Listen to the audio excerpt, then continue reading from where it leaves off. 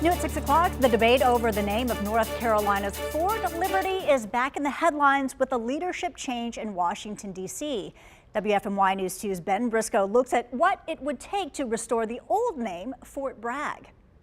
Back in 2022, the military spent more than $2 million changing the name of Fort Bragg to Fort Liberty. That's because Bragg was a Confederate general. But today, the new Secretary of Defense referred to the home for Special Ops Forces once again as Fort Bragg. Pete Hegseth made the comment to the press as he walked into the Pentagon for day one on the job.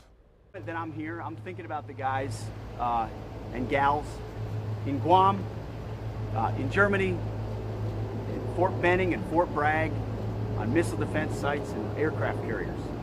The other fort he mentioned, Fort Benning, was also renamed to avoid ties to the Confederacy. Its official name now is Fort Moore. Calling the forts by their old names falls in line with what President Donald Trump promised right here on the campaign trail in North Carolina 3 months ago.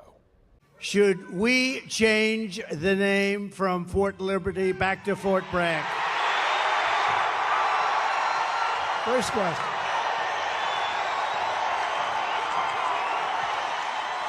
Right? So here's what we do. We get elected. I'm doing it.